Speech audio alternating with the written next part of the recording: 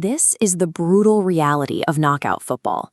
90 minutes, one pitch, and zero room for error. In the round of 32, one mistake is all it takes for a tournament dream to end in the tunnel. Spain enters the arena as the masters of the game's tempo. Their identity is built on a foundation of absolute, calculated possession. This chart illustrates the core of Tiki-Taka. It's a system of geometric passing networks that expand and contract across the grass. By maintaining a constant cycle of short, intelligent passes, Spain aims to slowly suffocate their opponents until their defense collapses. But Austria isn't here to play a supporting role. They are the disruptors, a squad built to thrive in the spaces where control fails. They operate through organized chaos, relying on physical strength and lightning-fast transitions to turn a single defensive stop into a goal-scoring opportunity in seconds. It's a collision of two worlds. Does the patient precision of Spain's passing hold firm, or can Austria's explosive energy shatter the system? From the opening whistle, Spain dictates the terms. They monopolize the ball, moving it with a rhythmic ease that forces Austria deep into their own half.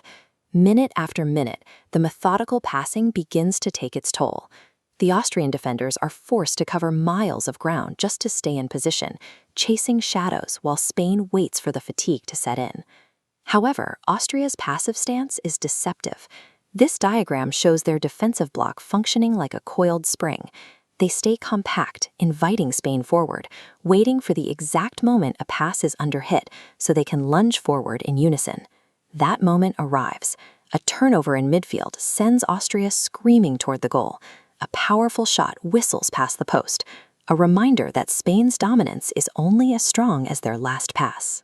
Spain's response is both immediate and clinical. This sequence shows how one-touch passing manipulates the Austrian lines, pulling defenders out of their zones to create space.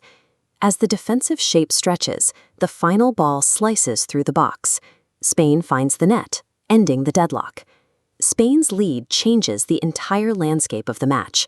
For over 30 minutes, they refused to rush the play, and the Austrian discipline finally snapped under the weight of that constant, rhythmic pressure.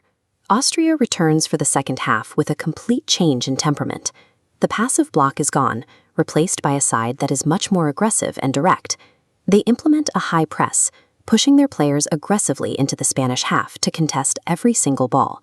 The match stops being a tactical chess game and becomes a physical brawl on the grass. This high-intensity pressure begins to fray Spain's nerves. The easy passing lanes disappear, and uncharacteristic errors start creeping in. The effort pays off. A loose ball at the edge of the area is met with a thunderous strike that flies into the top corner of the net. Austria has leveled the score. The momentum has completely shifted. The psychological comfort of Spain's lead has evaporated, replaced by the realization that their system can be broken by sheer relentless force. We enter the final stretch with the atmosphere in the stadium reaching a fever pitch. Both teams are searching for a winner, yet both are one mistake away from disaster. With the Austrian press closing in and the margin for error non-existent, the Spanish backline continues to play out from the keeper. They ignore the lunging tackles and the noise of the crowd, sticking to the same high-risk triangles that defined the start of the match. Spain's persistence pays off here. As Austria overcommits to the press, a single gap appears behind their high defensive line. A perfectly timed through ball finds the run. In a one-on-one with the keeper, the finish is cool and decisive. Spain is back in front. The final minutes are pure desperation.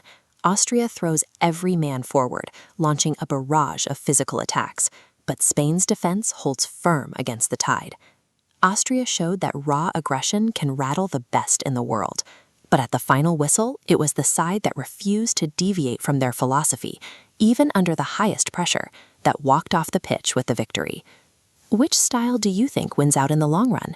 Is possession still king, or is the era of high-pressing chaos just beginning?